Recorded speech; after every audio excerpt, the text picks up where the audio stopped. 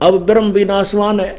गीता जी अध्याय नंबर 4 के श्लोक नंबर 5 में कहता है कि अर्जुन तेरे और मेरे बहुत जन्म हो चुके, तू नहीं जानता मैं जानता हूं। अध्याय नंबर 4 के श्लोक नंबर 9 में कहा कि मेरे जन्म और कर्म दिव्य हैं, अलौकिक हैं।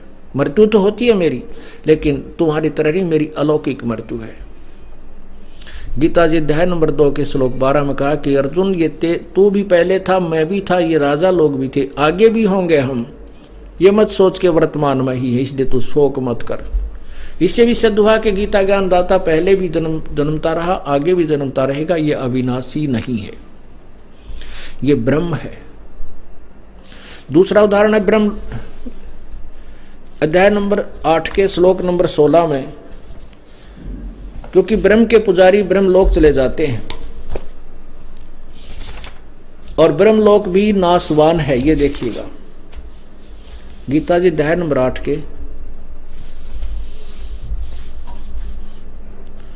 श्लोक नंबर 16 में, हे अर्जुन ब्रह्मलोक पर्यंत यानी ब्रह्मलोक तक सब लोग पुनर्वर्ती में है, ये भी जन्म और मृत्यु में है। वहां भी जाने वाले मृत्यु को प्राप्त होते हैं, दोबारा जन्म लेते हैं, ये पुनर्वर्ती में है। इससे सिद्ध हो गया कि जन्म ब्रह्म लोक में गए हुए ब्रह्म के पुजारी भी पूर्ण मोक्ष प्राप्त नहीं हो सकते, और ब्रह्म भी नाशवान है, क्योंकि 7 ब्रह्मा की मृत्यु के उपरांत एक विष्णु जी की मृत्यु होती है, 7 विष्णु की मृत्यु के उपरांत एक शिव की मृत्यु होती है, 70,000 शिव की मृत्यु के उपरांत एक त्रिलोक, इसमें एक ब्रह्मांड में रहने वाला ये शिव रूपी भगवान यानी काल की मृत्यु होती है। इसका शरीर छूट जाता है ऑटोमेटिक।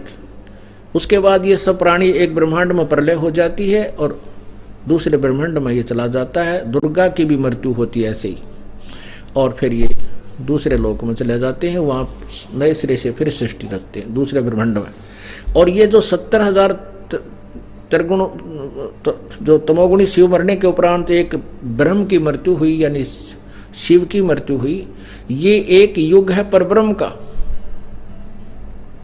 ऐसे 1000 युग की परब्रह्म का दिन, इतनी ही रात्रि, 30 दिन रात का महीना और 12 महीने का एक वर्ष, 100 वर्ष की परब्रह्म की आयु है, उसकी भी मृत्यु है। अब कितनी लंबी चौड़ी इनकी आयु है। ब्रह्मा का एक दिन 1008 चतुर्युग का होता है, ब्रह्मा जी का एक दिन 1008 चतुर्युग का होता है।